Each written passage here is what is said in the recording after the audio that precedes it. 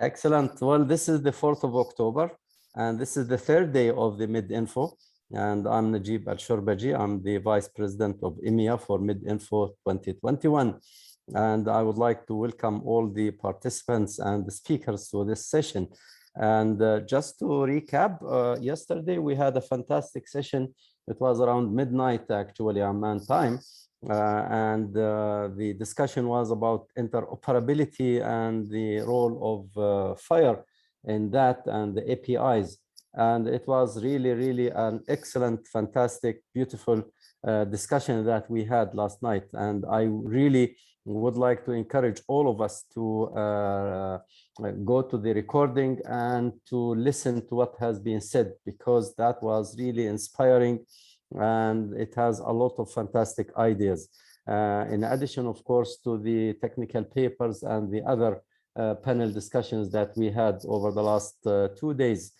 Today, we had for this session actually two major big things, and we are really happy to see the MedInfo Best Paper Award presentations that will be done by the people who have made it actually to the last leg of the award, and Professor Dr. Philippe Scott, and of course the president of EMEA, Dr. Sabine Koch, will be there. And the second part of the day will be a panel discussion on digital health, raising global priority for health informatics in post-COVID era. Now we are living in COVID, and it has been affecting so many people actually in their way of life and their communications and travel and all that. And it would be just not right to assume that life will continue as it used to be before COVID. The world has changed before COVID and after COVID. And as a community, the health informatics people will have to change, and they are changing actually. And the panel will comprise of a number of excellent people. I know a number of them, and they will be introduced, of course, by the moderator of the session, Professor Philip Scott. But my word on that is to welcome everybody and to continue to listen and learn from what has been or is being said. And I would like to welcome all those who have joined this session and all those who will join later. I know it's probably midnight in some places, and evening in others, and morning in some countries. But this is the nature of a global organization like EMEA, where different parts of the world witness different times. And because of our interest, because of our love to this topic in particular, as a way to help the attainment of health goals and to bring equity and to improve the outcomes of health, we all have to stay late and witness and listen and learn from what has been said. Without any further to do, I just want to welcome both Professor Sabina Koch, who is an EMEA president, and Philippe Scott, Professor Philippe Scott, who is the SPC co-chair for this session, which will actually encompass the best paper awards that have been submitted to this conference.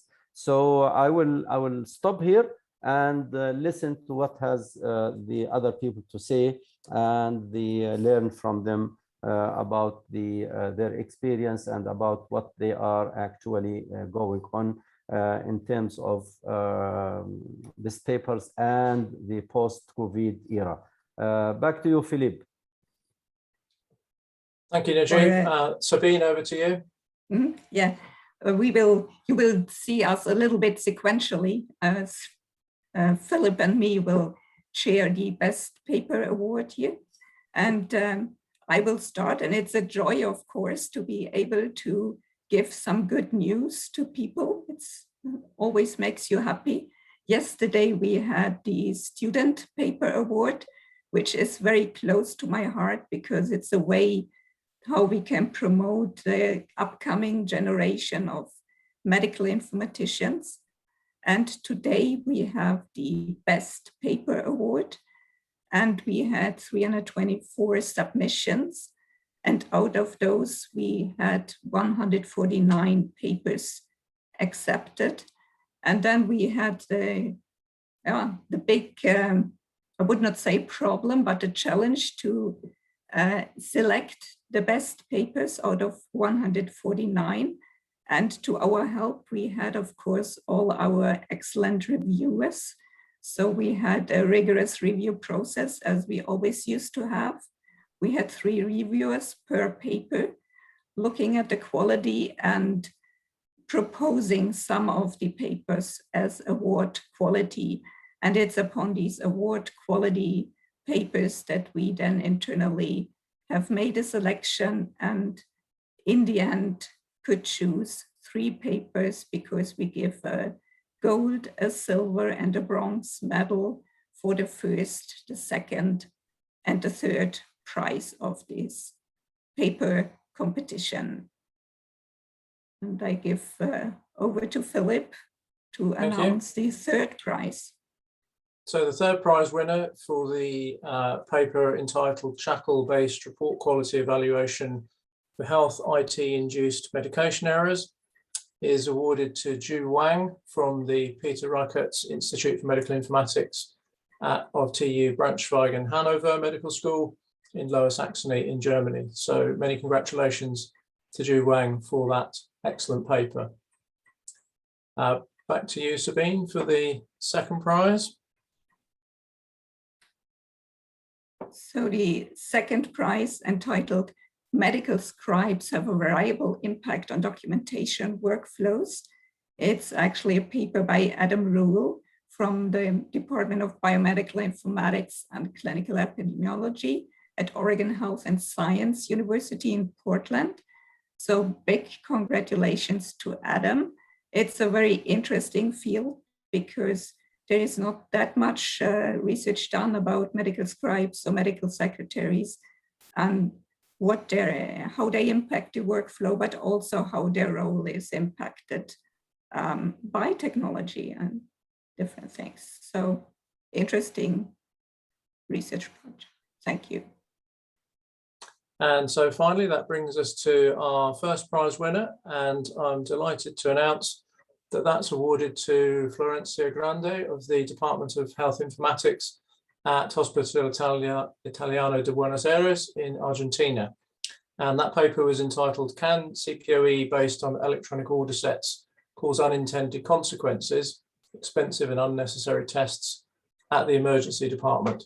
So again, a really important paper, I think, that helps us to see where physician order entry perhaps does work and sometimes doesn't work.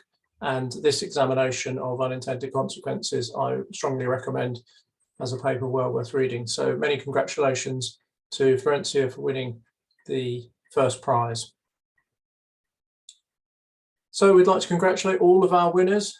You will all receive official IMEA certificates, which will be sent to you following the conclusion of MedInfo 2021. But of course, we'd also like to thank and congratulate all authors who had papers accepted into the programme. As Sabine has described, we had our normal IMEA rigorous peer review process, and our track chairs did a great job in coordinating all of that, so that we got the best papers here, which will appear in the proceedings in due course. So if you didn't win this time, as we said to the students yesterday, keep submitting to IMEA conferences and IMEA regional area conferences, and you never know, we might well see you in a future award ceremony. So well done to everybody. So we now move on in the programme to our next panel, and we look forward to a very interesting panel on the subject of One Digital Health. Now, you'll have seen, of course, that our conference theme is One World, One Health. And the concept of One Health is perhaps a fairly new one to us, and it's not yet permeated the general consciousness. So we look forward to hearing more about that, and particularly from the aspect of One Digital Health, which this panel will discuss. One Digital Health, raising priority for health informatics in the post-COVID era. So let me introduce the speakers for this session.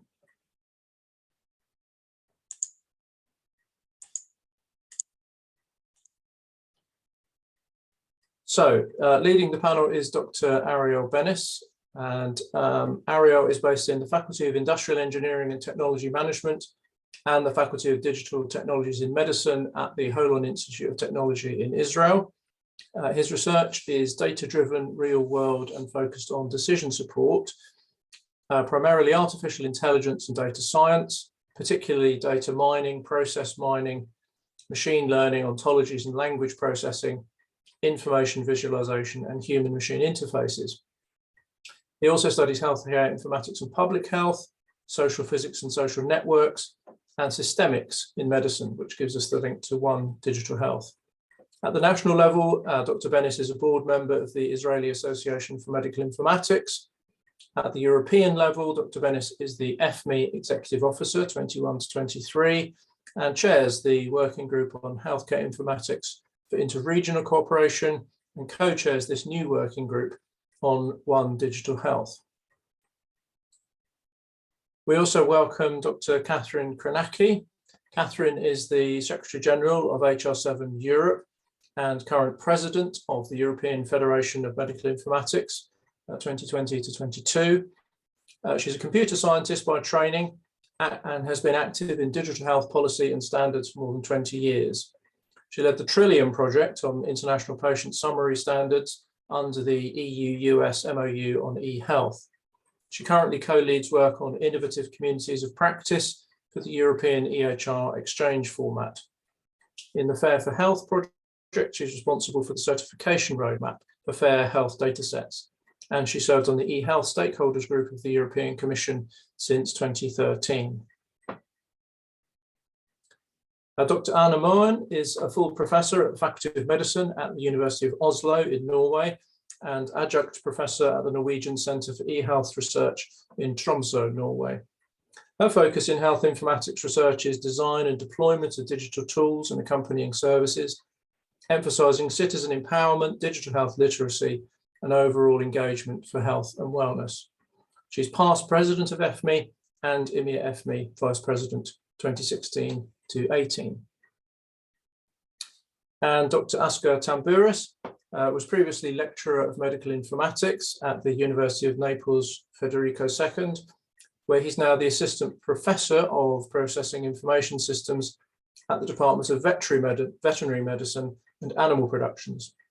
He's also an associated researcher with the Institute for Research on Population and Social Policies of the National Research Council of Italy. His research interests include process innovation, BPM, simulation, process mining, sensor implementation, and artificial intelligence. He's an external expert for the EU Commission and an editorial board member of the International Journal of Information Systems in the service sector. He's currently co-chair of this new working group on One Digital Health in the European Federation of Medical Informatics. So clearly we have a very well qualified panel of people to speak to us on this important topic. So without further ado, please let me invite Ariel and colleagues to switch on their video and audio and start their presentation. Thank you, Philip, for this introduction. Hello to everyone. It's a pleasure to have this panel today at MedInfo 21.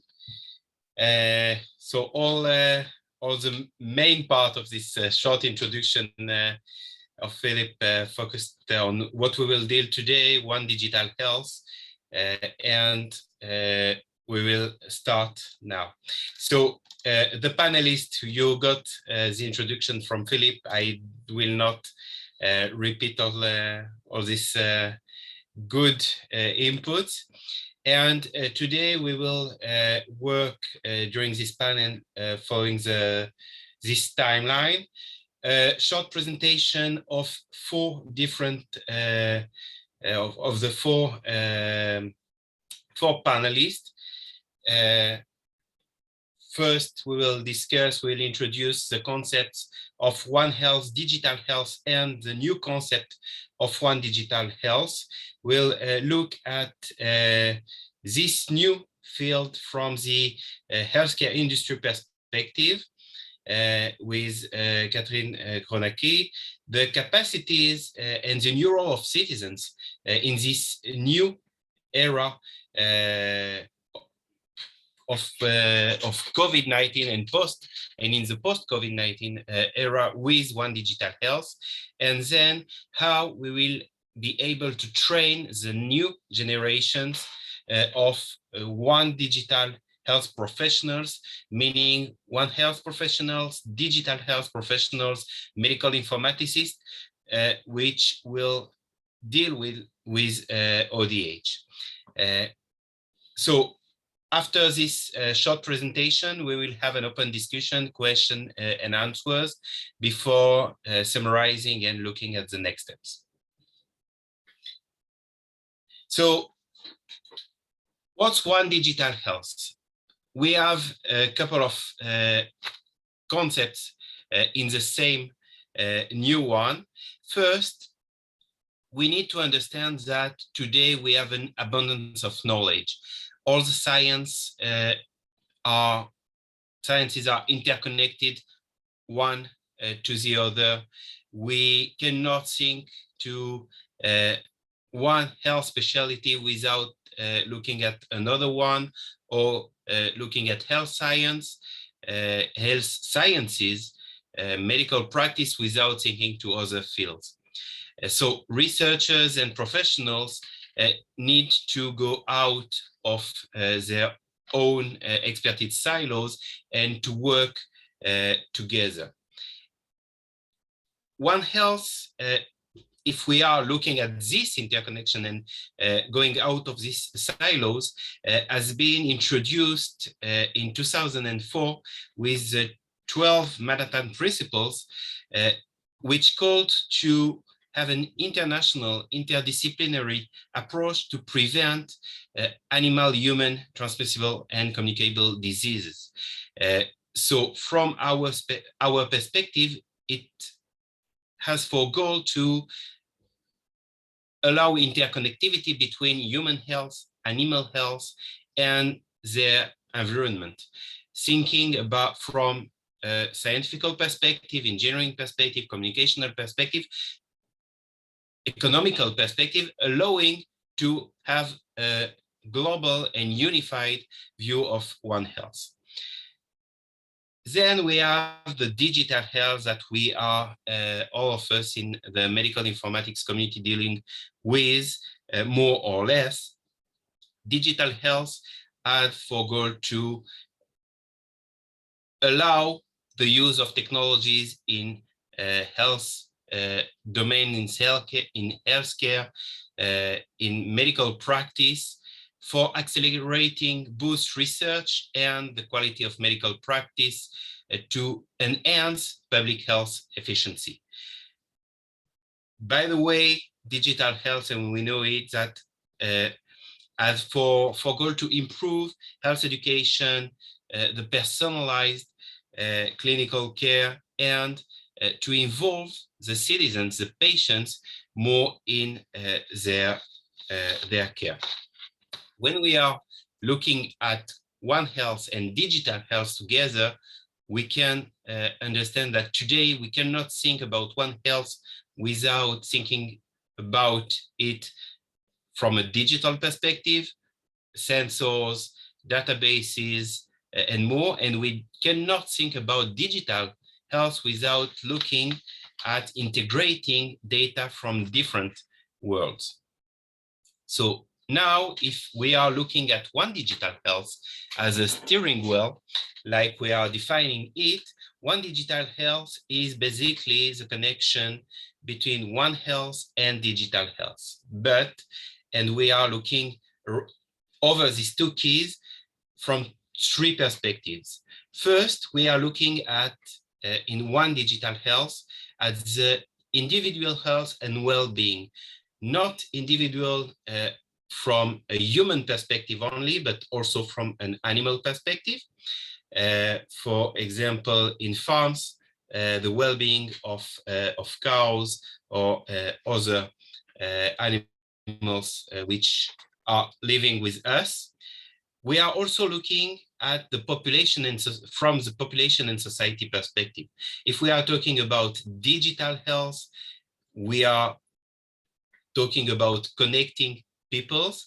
And when we are looking at one digital health, we are connecting peoples, humans, animals in a specific or more larger environment in one ecosystem. It's the third perspective of one digital health. And then we are looking at each one or the combination of these two keys of One Health and digital health, the combination of our three perspectives: individual health and well-being, population and society, and ecosystems, from 5 different dimensions, which will be discussed further during this panel. We are looking first at the education dimension. We need to educate citizens, the scientific community, the industry, to have an integrated perspective of health from the one digital health perspective, meaning from digitalities that which will be developed later, and from an integrated perspective of health and environment. We are looking then at the environment dimension, the human and veterinary healthcare naturally. We are looking also at these different keys and perspectives from an industrial perspective, because today we cannot think about medicine, about healthcare, about taking care of people, of animals, of monitoring and trying to improve our environment without looking at technologies which are developed both in academic labs, but implemented and commercialized by industry. And last but not least, and probably one of the most important dimensions here, the citizen engagement. We know it also from our experience with the COVID-19 that using the citizen it's something critical. First, because we want to collect data, more data by involving citizens and patients. But if we are involving citizens, we are also able to understand better what's happening to their environment, both pets and nature. And this can impact on our ability to provide P4 medicine, meaning being more predictive by using citizen data, population data, environmental data, being more personalized because we can discover more easily clusters of individuals which need some proactive treatment, be preventive. And that's the proactive meaning we can detect in advance areas which can be the source of some health issue in the future, and participatory, like we know in you know that citizen reports are something crucial when we want to manage some disruptive events. Without going deeper in more examples, we can look at the applications developed during the COVID-19 for tracking voluntarily peoples and getting inputs about some medical status, development of a disease, and alerting a community all around. Saying that, we have the technological ring, which is allowing, which with all I suggested now, to link between the perspectives and all the dimensions that we discussed now. We have with One Digital Health an holistic view. We have for goal to support and to lead the integration of more and more data, not only healthcare data, for being dynamic and proactive in all our public health and personalized medicine actions. So globally, One Digital Health is built more particularly when we are looking at COVID-19 for driving community vigilance. I am giving now the stage to Catherine Schronacki, which will develop healthcare industry and ODH part. Thank you very much. I'm delighted to be here today and talk to you about the particulars of health industry 4.0. And if you notice the wheel that Ariel presented, this is in the outer space, but very much connected to the ecosystem. But let's take a step back and look at the health systems together. The health systems are changing, and COVID-19 manifested a very important thing, the shift in the risk categories. We see public health now, which needs a focused model of management and a very much closer partnership between providers, payers, and the industry. And then there is technology and data, and there is the rapid progress in analytics and digitization, which essentially allows us to understand much better the performance of the health systems, of the care delivery, and develop new ways to manage patients in the environment, in the global ecosystem. It's an amazing new world that is developing. And in this context, the important thing is that with technology, we also have regulation that now looks better into growth, into business model, into payment schemes. We saw that very clearly in COVID-19. And then consumers, which play an active role, be it tracing, be them managing their food and their prevention. So it's a whole different ball game that calls for benefiting better from the 4.0 perspective, the digitization of services, and the knowledge that comes from the integration of different sources. However, to elicit knowledge from these disparate information sources, you need to have a better understanding of the information that is conveyed by these sources. And this is where standards come into play. We started fairly early on that in the context of the EU-US cooperation to discuss patient summaries and the really ultimate summary data that could help us integrate across different sectors with high quality data. The European Commission came back, and there are similar initiatives throughout the world, but this is just an example from Europe, because Europe, having the 27 states, and Europe in the largest setting, which includes the UK and the republics of Western Asia, is very important. So in this context, in this framework, this particular exchange format based on global standards is key to understanding the importance of high quality data and the importance of exchanging information that can be used in the context of One Digital Health. So the European Health Electronic Record Exchange format focused on very common elements. And you see the first one, labs observations and results, which was key in the case of COVID-19. So there we wanted to be able to reason about results, about test results.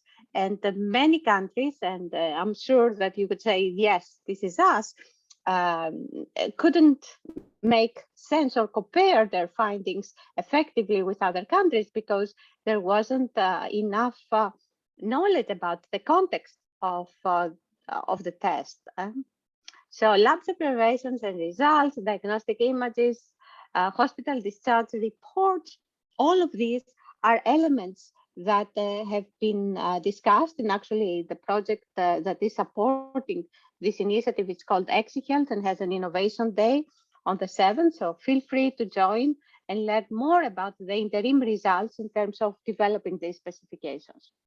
But my key point here, and it's extremely important, is that to make One Digital Health happen, we need robust standards.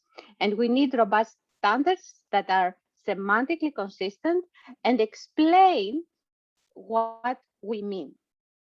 This is also key to the AI perspective, the machine learning perspective that is coming up strong in the health care industry, because we see that the largest growth in the industry comes from AI technologies. But how do we trust AI? How do we make sure that we can explain the results of an algorithm if we don't have robust standards? So the second characteristic of the healthcare industry 4.0 is, of course, APIs. And that's where standards are also important because they define the interface. So let me have the next slide. Thank you. I already mentioned patient summaries. And what I would like to add here is that patient summary can be thought as a single object that includes all the key information about the patient, but it can be thought also as a library of elements that can be reused across. So I mentioned already lab results, vaccinations is another part, conditions and problems, medications are also important. So these can link different elements of the chain in One Digital Health across what we eat, where we live, and how we perform. So for that, we think that it is important that we agree on resources that can accelerate the sharing of experience, that can accelerate implementation that is consistent across the board. For us, we are using the HS7 FHIR standard in many projects right now, and we develop different applications which share components of the patient summaries. And this has been quite effective. So one is the passport for rare diseases. Another one is the vaccination certificate. And the WHO work in this area is heavily using the IPS. A third one is how do you assess frailty in older individuals and so on. I don't want to make you tired with the different applications. The key point here is that for One Digital Health, we need this component-based approach that would allow us to reuse and improve and specialize these common elements. May I have the next slide, please?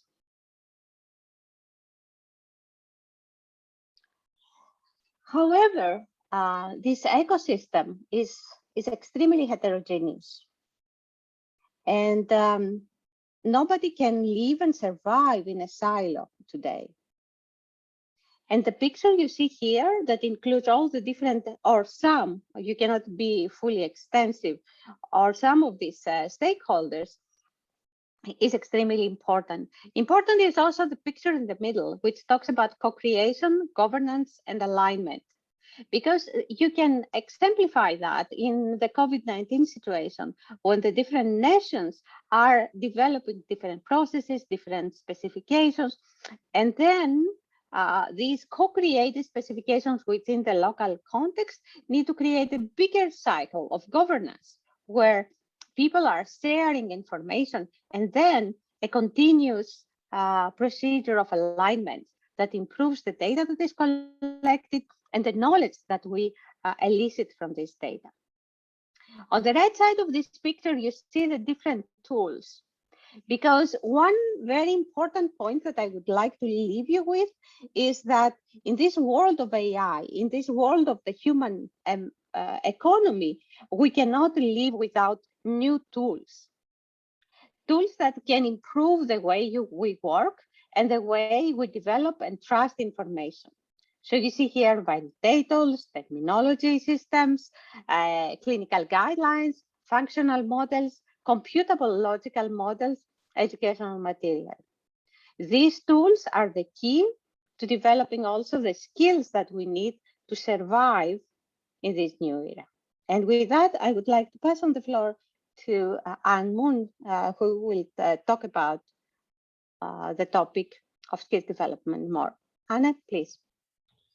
Thank you. Thank you, Catherine, and thank you for giving this opportunity. Following this rich overview and the idea of One Digital Health and the importance of robust standards and tools, I am here to say a few words from the citizen perspective. Can I have the next slide? So, how can citizens help, or how can we ensure that when we talk about One Digital Health, we connect the full chain of stakeholders from to human health care? In the midst of this is the people, it's us, it's our everyday choices that can make an immense potential impact. I think we should, as we think about the new roles of citizens, we can differentiate between the non-pharmaceutical interventions and the more pharmaceutical ones. So thinking of, can I have the next? As we're thinking of how citizens can help, our everyday choices, what we do, and where we need to, I would say, figure out how to engage as we're trying to educate and to bring the knowledge and resources out there, is how can we engage in prevention and health care activities, be proactive, and think around self-monitoring, control, and collaboration. I think the COVID-19 situation has emphasized two things: the need for elegant solutions and the everyday choices, both in terms of non-pharmaceutical interventions. I think we've lived through a system of tracing, testing, isolation, quarantine if necessary, and one very important thing here is to look at also how can we as citizens interpret our signs and symptoms so that we're seeking out help and making sure that we're protecting ourselves, but also our fellow citizens. In terms of more pharmaceutical interventions, we all have the discussions and recommendations for vaccines, and also thinking around how we can adhere to treatment. I would then also, can I have then, I think what is extremely important here is to think around community vigilance. How are we as citizens, how are we as members of society contributing to prevention in our everyday choices as we are looking into the future? What can we do for ourselves and for our loved ones and for the community? How can we take part in and contribute safely and trustfully data for monitoring and alert systems that are not compromising our integrity? And how can we as members of smaller or larger communities proactively engage and build our resilience, and also engage then in early detection, rapid testing, contact tracing, and distancing?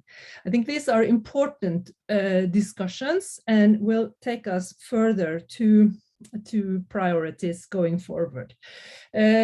Both Ariel and Catherine mentioned the importance of data and data that we collect. I think it's extremely important also to develop necessary understanding, necessary analytics, and necessary services where we can act upon these data and use them to nudge everyday choices to make sure that we also are, through our efforts, building the community vigilance so that we can make sure that we are, as I've said numerous times, helping each other in this area. How we should then think in terms of self-monitoring, but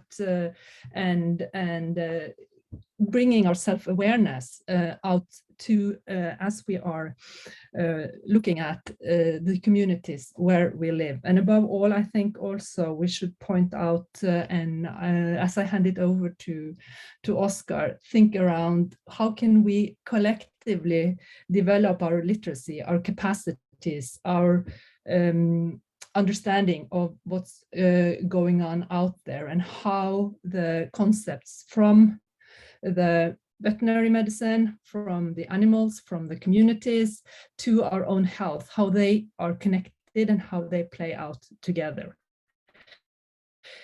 So I think on the note of this, I would hand it over to Oscar to take us through some of the literacy and infrastructure challenges. Oscar. Okay, thank you, Juan. Thank you to the email organization for having us here with our panel, sharing our little piece of knowledge. So I'm sharing my screen so in order to be more proactive. Okay, so how are we going to actually translate what we said so far? Of course, both Ariel and Catherine and Anna have already spoke about some very actual elements. Yes, but how do you want to combine them under the One Digital Health umbrella in a very specific way? Well, our proposal was to create, to visualize what we have called One Digital Health interventions. We start from two basic source elements. On the one hand, we have the 17 goals, 17 sustainable development goals that have been issued from WHO with its 2030 agenda. On the other hand, we had a lot of documents that have been issued at international level in terms of empowering people, empowering the patients through the concept of digital health, and what are all the hurdles against which we have to struggle in order to adopt some interoperable digital technologies. Well, we came to the concept of One Digital Health intervention in order to enrich somehow what has been said so far in only terms of digital health intervention. We speak about One Digital Health intervention in terms of a set of digital functionalities, what we have been talking about so far, functionalities that have been designed and deployed to support specific initiatives that take into account the inextricable interconnectedness between humans, animals, and the surrounding environment. A set of functionalities that have to assess and study all the expected and unexpected outcomes of coming from the needs, the issues that comes from the analysis of those systems. And of course, there's the exigency to come out with new kind of metrics or timing metrics in order to work out some specific multi-criteria decision analysis, because of course we have to take into account, we have to consider different kinds of knowledge, different kinds of disciplines. So we have to understand how can we connect the outcomes of one discipline with the inputs on another disciplines and so on. In order to do that, we gave a specific name to the set of digital functionalities. We call them digitalities. Why this name? Because if we are going to decline the general concept of digitality in each one of the three main elements that one digital health is comprised of, we have the digital humanities when we speak about the social, cultural, anthropology related issues. We have digital animalities when, for example, we talk about animal welfare. We have digital environmentalities when, of course, we talk about the improvement of environment and its governance. But how can we assess, how can we measure, how can we deliver one digital health intervention? Our proposal comes with a specific concept that we have called one digital healthness. What is one digital healthness? Well, it's a sort of overall measure that gives us the knowledge of how much all these functionalities are harmonized in order to address all the needs or the challenges that come with one digital health intervention. So in other words, one digital healthness is meant to briefly say if and how one digital health intervention is delivered. So you understand why the concept of one digital healthness and the concept of technology are strictly interconnected. And in fact, we start from one of the pieces of our steering wheel, the technology ring that stands between the three perspectives and the 5 dimensions. Here we have 3 slices that are the 3 kinds of digitalities we have been speaking about so far. So the humanities, the animalities, and the environmentalities. And we have tried to visualize how the paradigm of one digital health can address, if not all the issues, but some of the issues that come pandemic situation. So of course we did not fill the slide with all the disciplines that have been developed been nurtured during this pandemic long moment. Unfortunately, for the sake of simplicity, of course, of the reading of the slide. But in our study of our analysis of literature, we have said that there are a lot of topics, a lot of disciplines that have been involved in order to find out, to work out some solution for a better living, for a better understanding of what COVID-19 is, clinically speaking, and what are its outcomes on under a very large base of context. So we have some human-related disciplines, the community empowerment, the Internet of Things, machine learning. We have some animal-related disciplines, the animal as a medium, the Internet of Animal Health Things, biodiversity.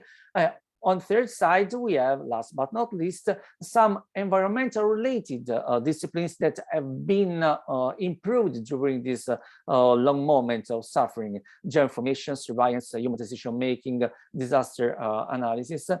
So now we are going to overlap different layers in order to enrich, to improve our knowledge of what one digital health intervention is and what one digital healthness comes up after our analysis.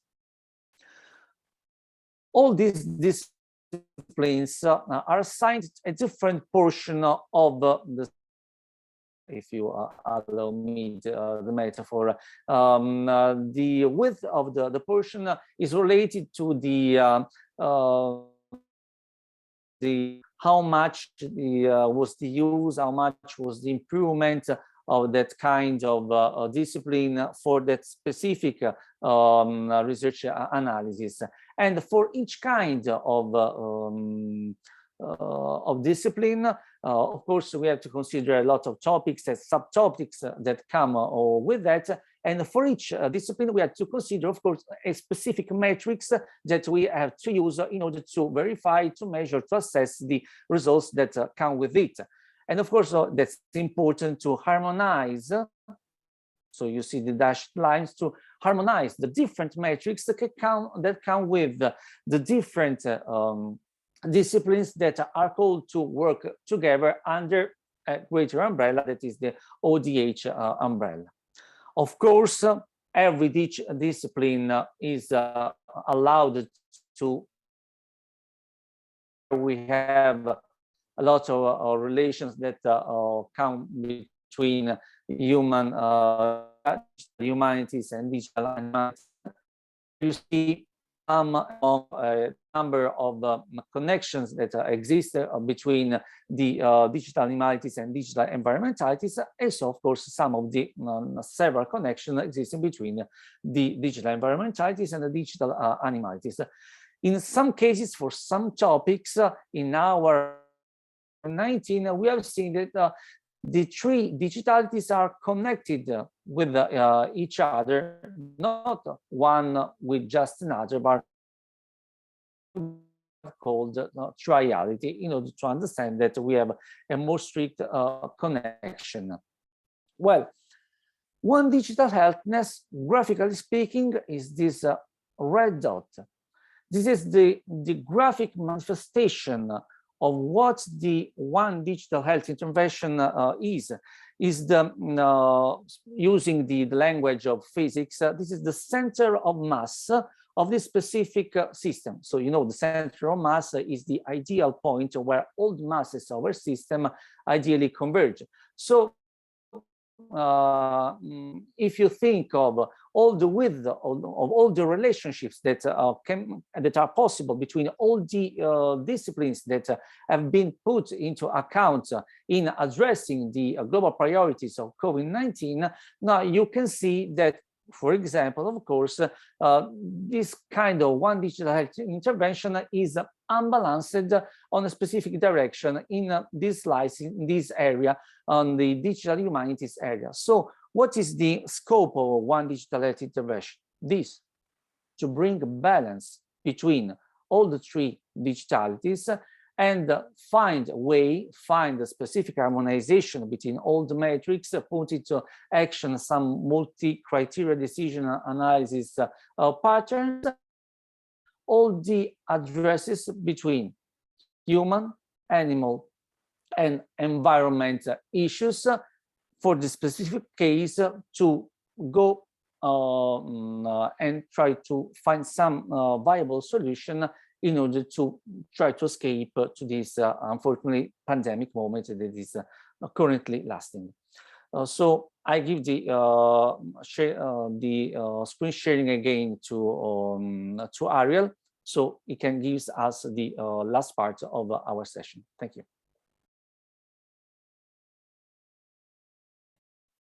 Ariel, you can share the screen again.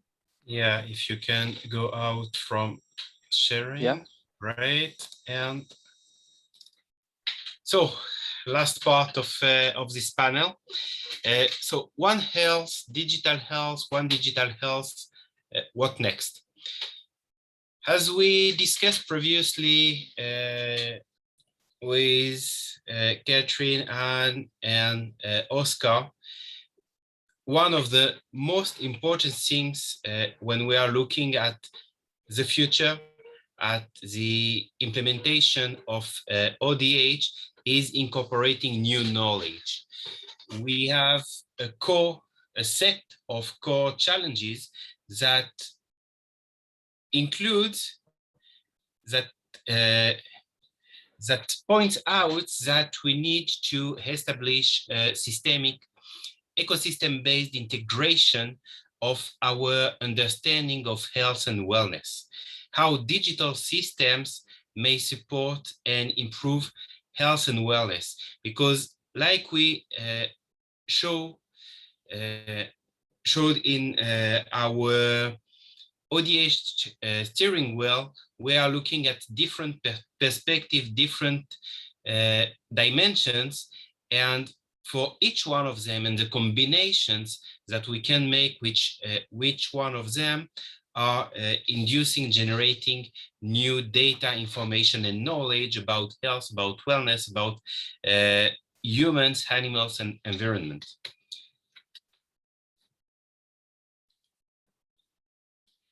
So the global priorities for ODH in the near future is to create and support what I pointed out just a couple of seconds ago, more globally, but we need to create a support for integrating in a systematic and a syndemic perspective a set of decision-making processes which can be assessed and which must be assessed from a multidisciplinary perspective.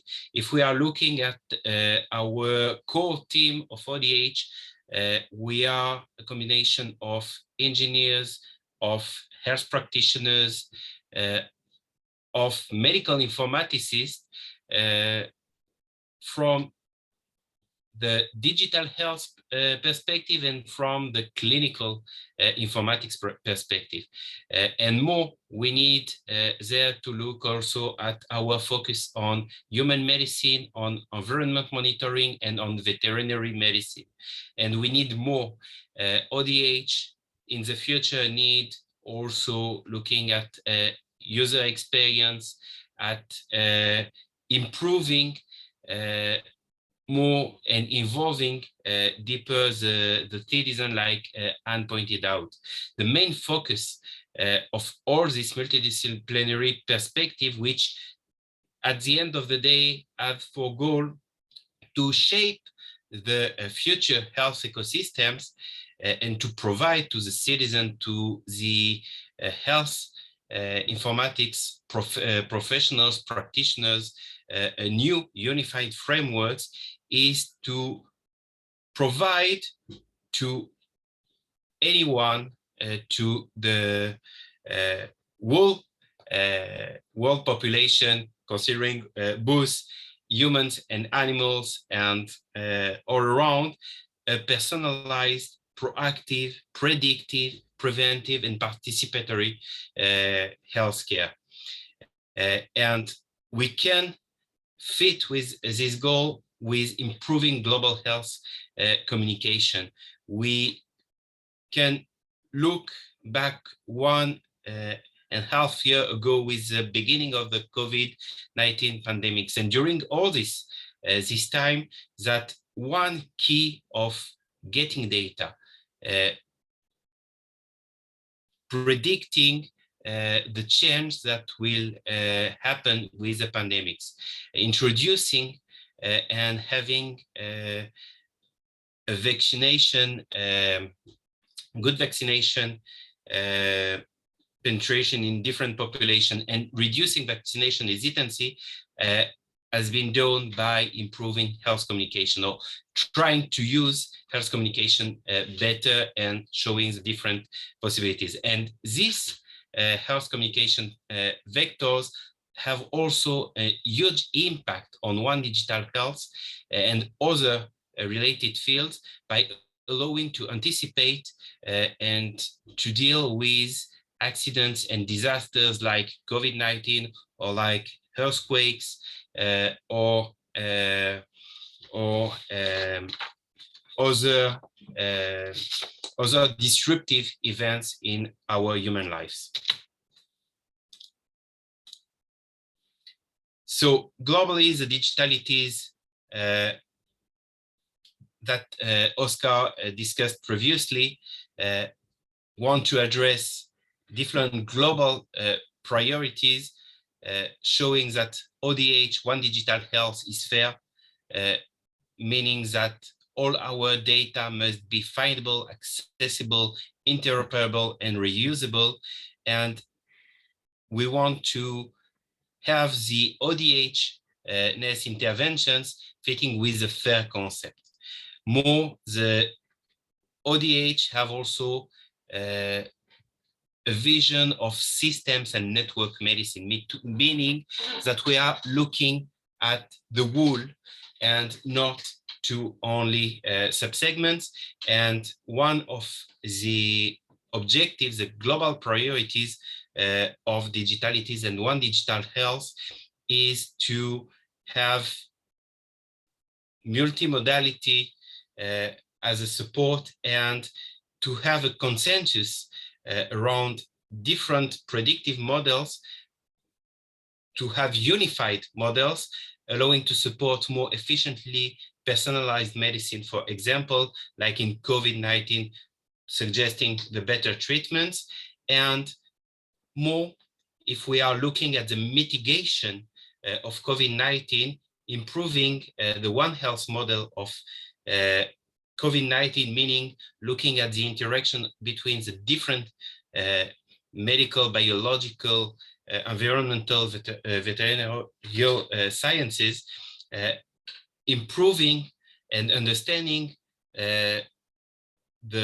limitation and the threats of each one will allow to discover and to understand better different healthcare processes, healthcare patterns for reducing economic burden, to improve our understanding of different disease mechanisms, meaning that we can better involve each one of us in our own healthcare by looking also to our pets, for example, or animals in farms, and more mitigating the One Health model for COVID-19 and other disasters, other disruptive events will allow us to prevent and to react better with One Digital Health to future epidemics, pandemics, or other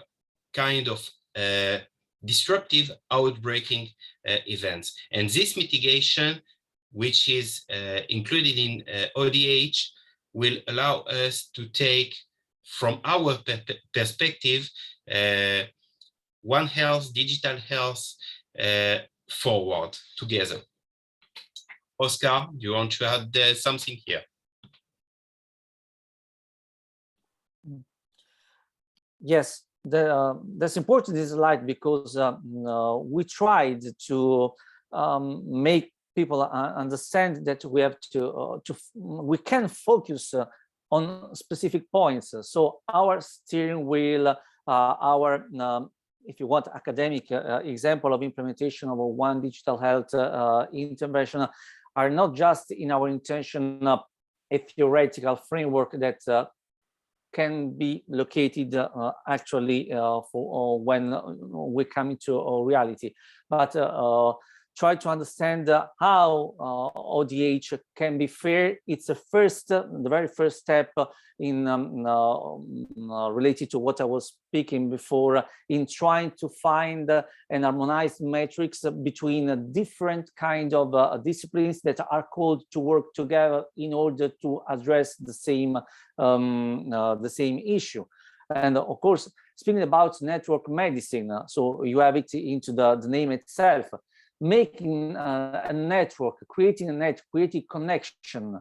What is closer than the inextricable connection between animal, human, and environment? So there's a new paradigm, a new form of knowledge that not only doctors but students and informaticians have to earn from the beginning in order to find out the same way in order to work together and address the issues that the new world is preparing, fortunately or not, for us under a brand new perspective.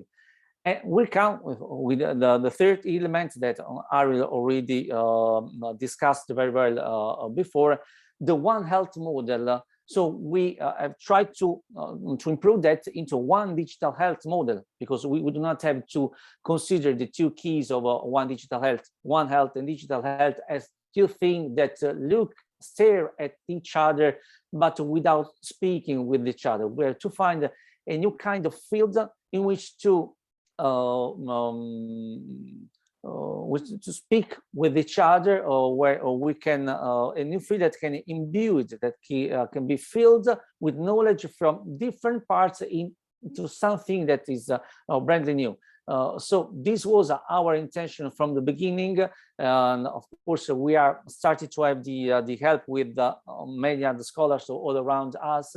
And we, of course, we encourage you now with the Q&A session in order to exchange our ideas, because I think that only speaking with each other we can improve our ideas and go further.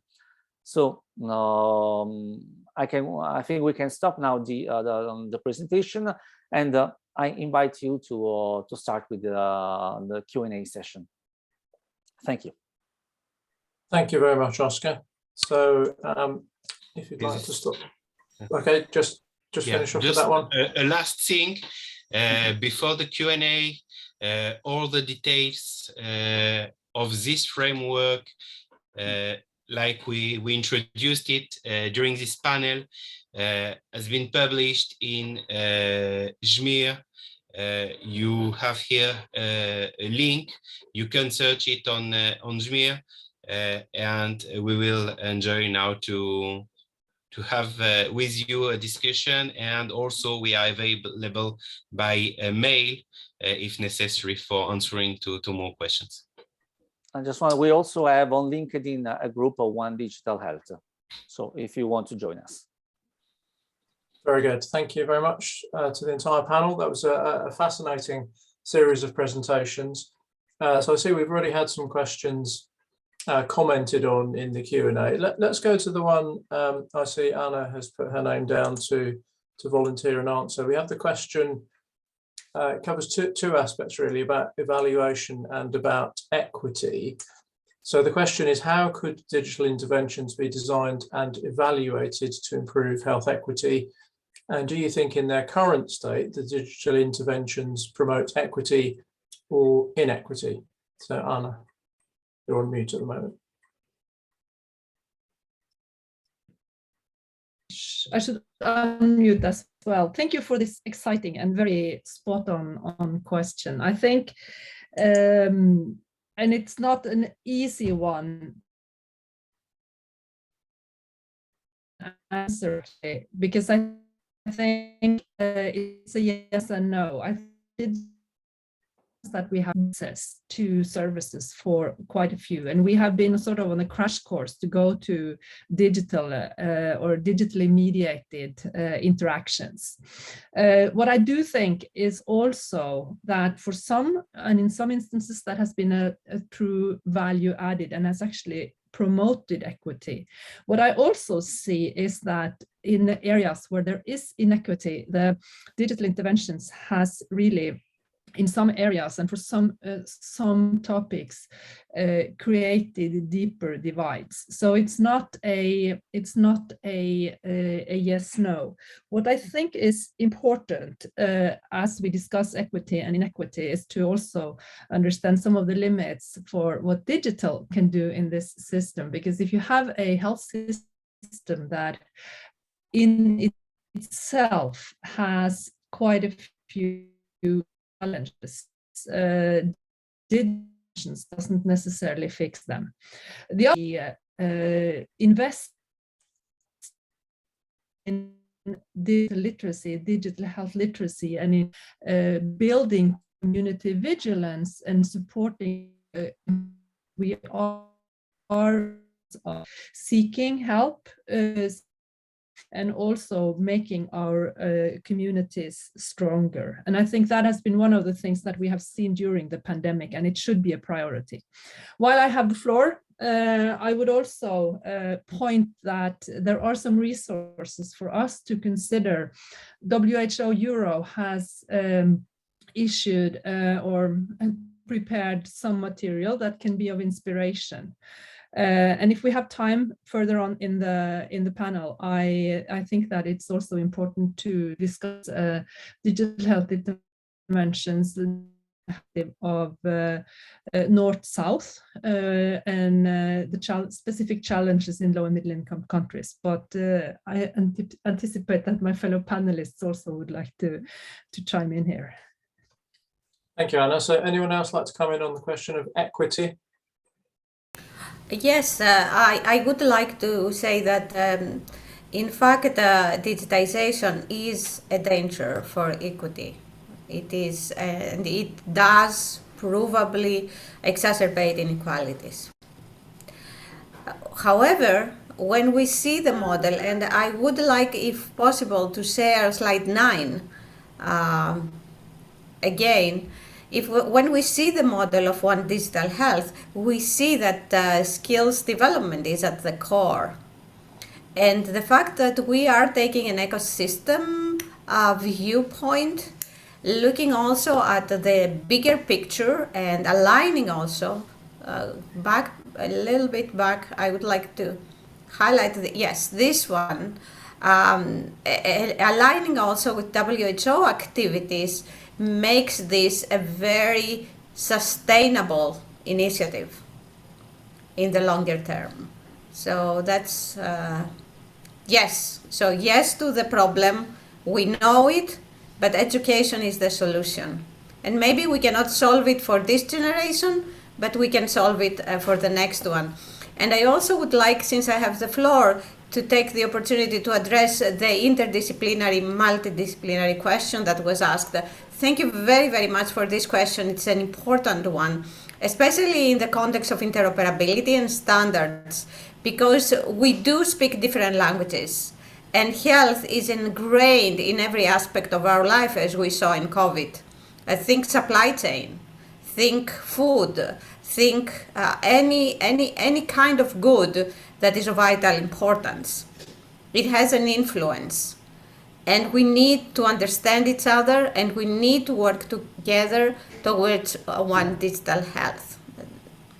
Yeah, thanks. Thank you, Catherine. Can we move on to the next question that's coming, which is quite interesting, and it links to something I was going to raise myself. So Michael Schifrin has asked, it seems to me that in speaking on One Digital Health, you call for building a digital copy of the world, or at least the core of such a system. What do you think about that view? And just linking it to my broader comment, in a sense, are you not trying to solve everything?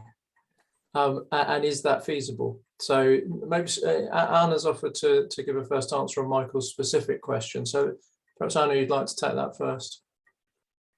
Yeah, I volunteered to take this question too, because I think it is it's a very pertinent or a very critical observation by colleague Michael Schifrin on this topic. I would say no. It's not, in my perspective, it's not about really digital copy of the world, but maybe the technologists on the panel would like to chime in as well.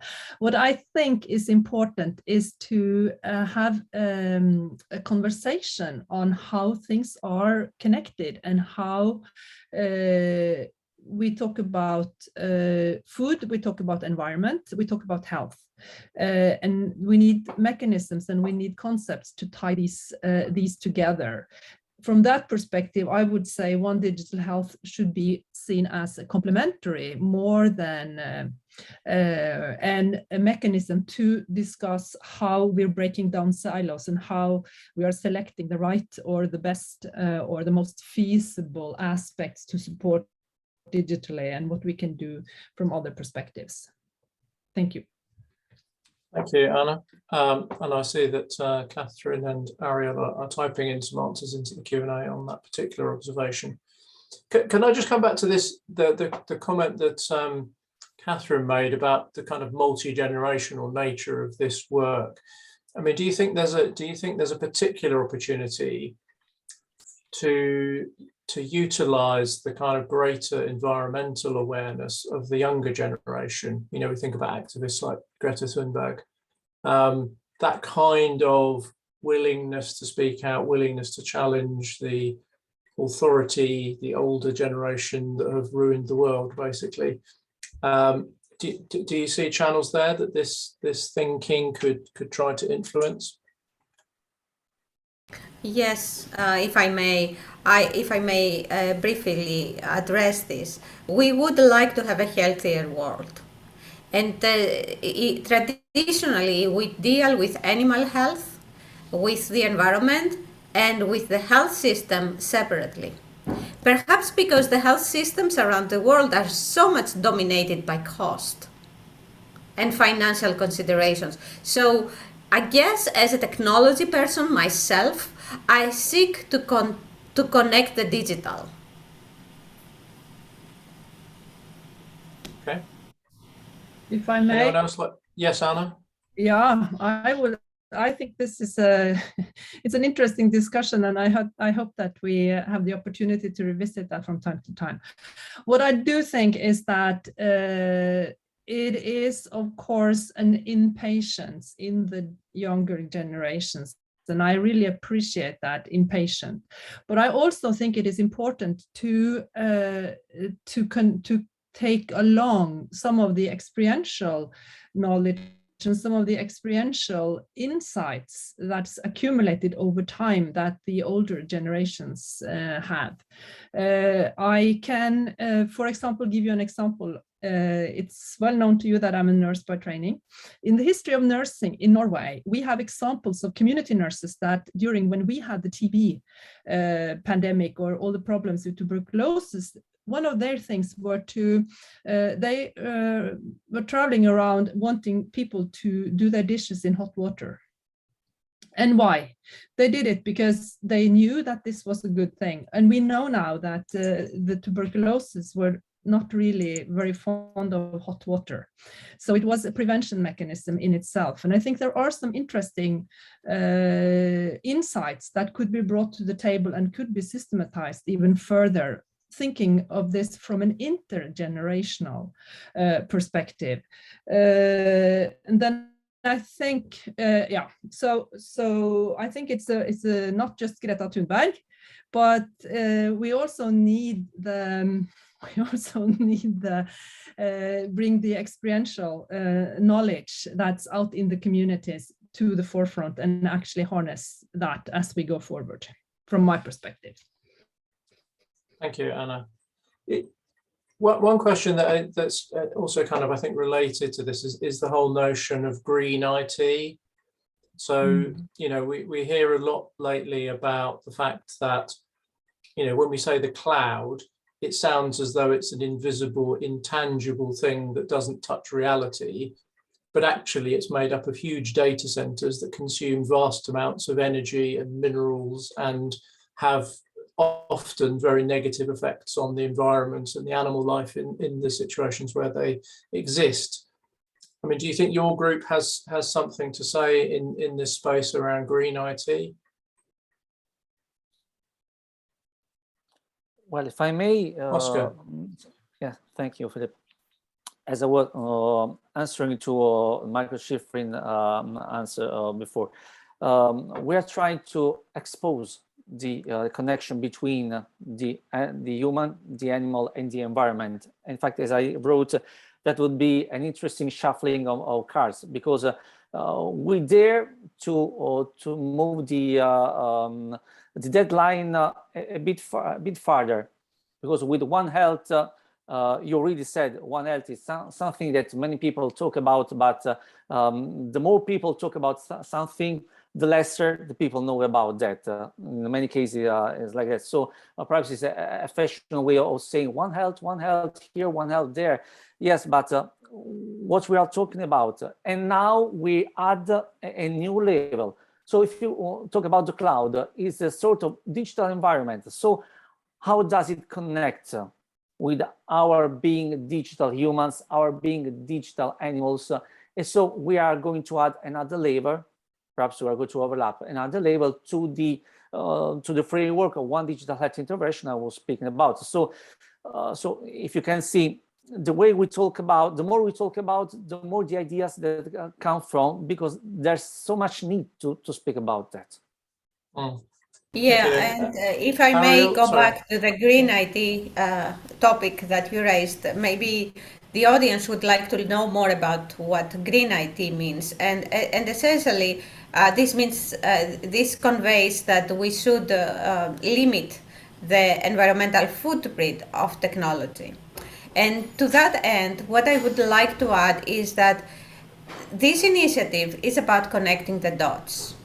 One Digital Health is about connecting diverse, dispersed, and separate notions of One Health across the board. And in that sense, it does apply the principles of green information technology. But more predominantly, you know, health has been a domain where everyone did their own thing. So doctors of one specialty would not speak to doctors of another specialty, as many of us know, and many of us have worked extensively on collaborative information technology for the health space, right? So in that sense, we are enlarging this cycle to include more disciplines. And we say that health is not only about healthcare. It's not only about hospitals and hospital systems. It's not only about specialists and general practitioners. It's broad. It's about connections. It's about sharing. And that's where you don't need to repeat examinations, for instance, and similar ways that you can actually promote green IT. Thank you. Yeah. If I can complete, Philip, or you have another question? No, carry on, Ariel. Yeah, here, both answering to Philip and to Michael Schreffin and to Philip, both, we are not trying with One Digital Health to build and to develop a digital twin or digital twins, which are data, information, and knowledge consuming.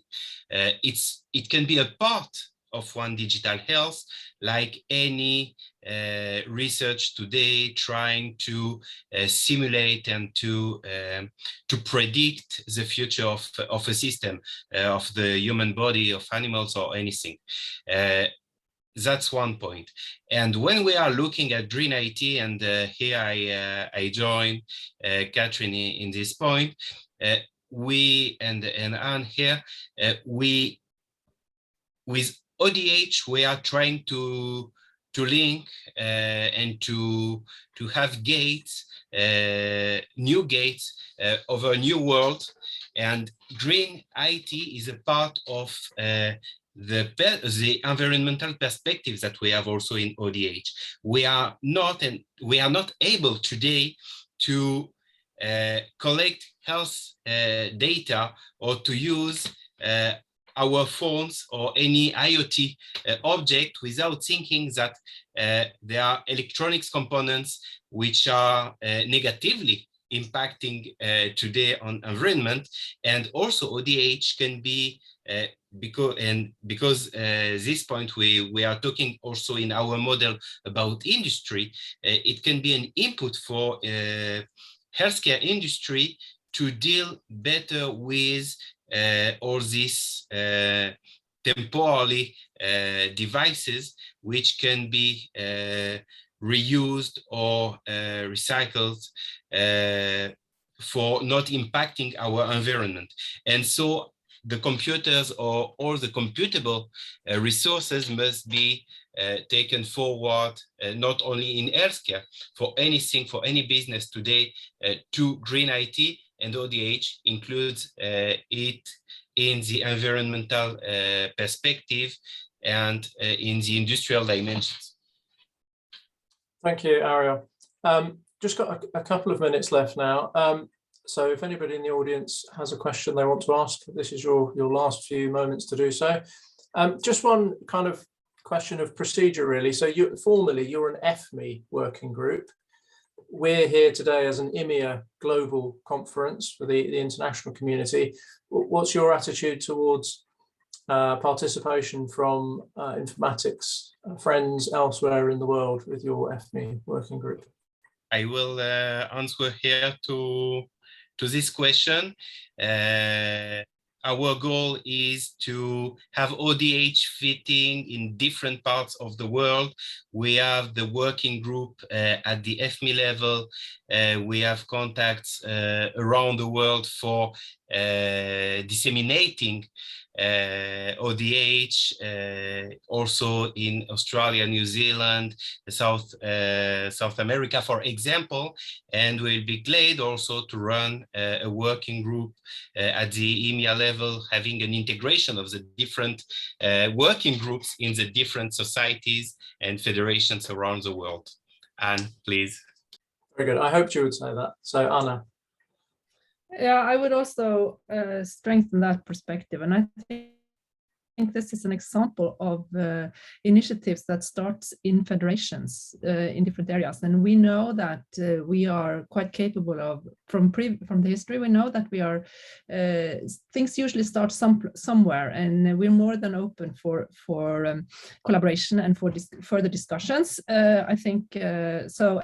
And of course, becoming an EMEA working group, if EMEA finds that suitable, would also be an interesting aspect or an interesting mechanism to continue the conversations on this topic.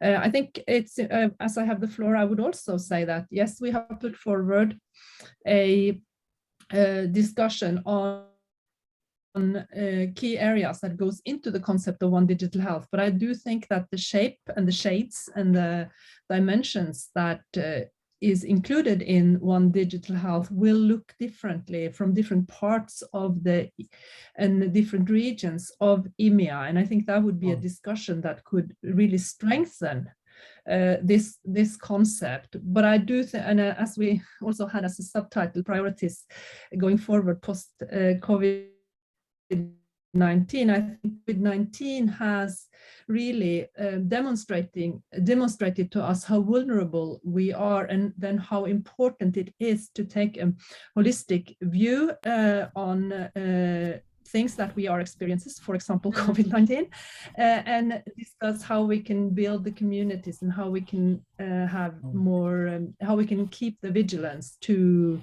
as we go forward. For one thing that's for sure is that virus X is coming, and we should be better prepared than we were in 2019. And this working to be one of the mechanisms. Good. So thank you very much, everyone. I think that's been a fascinating panel. We've had some excellent comments of appreciation in the chat. It certainly reflected very well on our MedInfo theme for this year. And I think we'll start many people thinking about the One Health and the One Digital Health concept where they've not done so before. So thank you to Ariel, Oscar, Anna, and Catherine for an excellent panel. And I'm sure you'll have many communications from people who've been here today. So thank you for all of your contributions. Philip, so that brings one last word, if I may. I would like to thank quickly. you very quickly. I would like to thank you personally, because this panel wouldn't appear in EMEA without you. So many thanks for taking the initiative to stimulate us to submit this panel.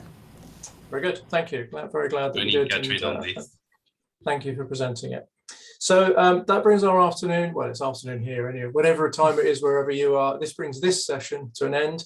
And so next up is at 8 p.m. UTC, the final session of MedInfo 2021, where we have the final panel, which is about ICD 11, and then our closing speeches inviting us to MedInfo 2023 and the official closing of MedInfo 2021. So I hope that we'll see everyone back for that. So thank you for your attention. That brings this afternoon's, this session to a close. Thank you very much.